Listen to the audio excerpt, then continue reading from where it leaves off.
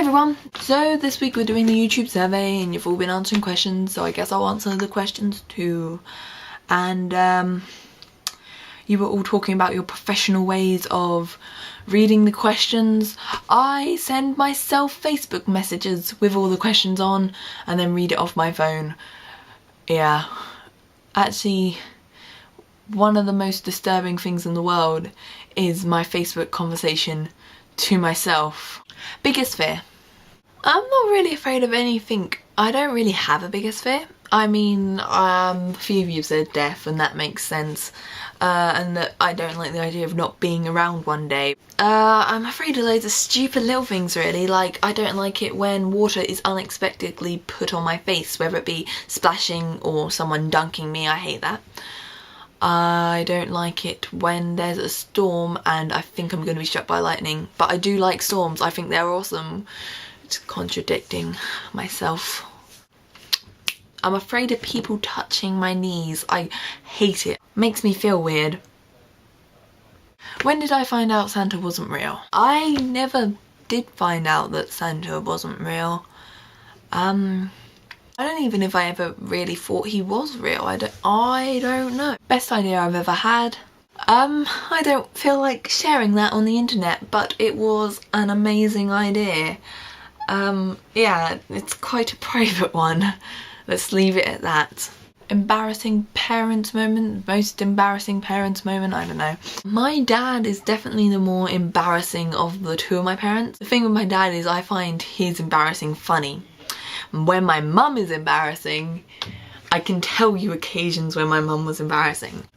She had kind of like gone up to one of my male friends and touched his arm to feel his muscles once, which was kind of embarrassing. He didn't notice at the time, but I sat there like, oh my god, please get off of him.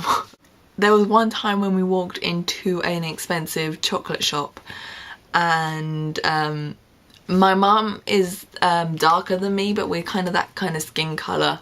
This is relevant to the story. And we walked into this chocolate shop and we'd been in there for like a minute and this guy came over and was like, oh, can I help you?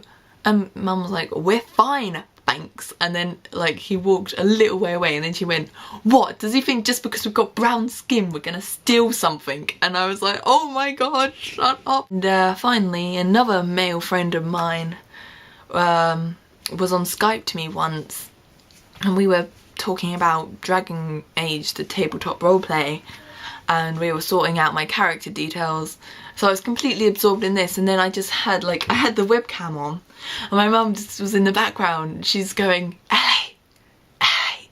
So I turned around and said, what? And she went, you should ask him to be your boyfriend. And I'm just like, Mum, we're just friends, leave us alone. If you had to have one career for the rest of your life, I don't know. And another question I'm gonna do, because George mentioned it in his video last week and I don't think anyone else answered it, but it's a really good question, so I'm also gonna answer this, which is if you could time travel anywhere at any point in time, where would you go? To any point at time and anywhere. I would go back to 1985 and in particular July the 13th, because if you know your music, which you should do, that was the Live Aid concert in which Queen did the most amazing performance and I would give anything to be there. So that was fun.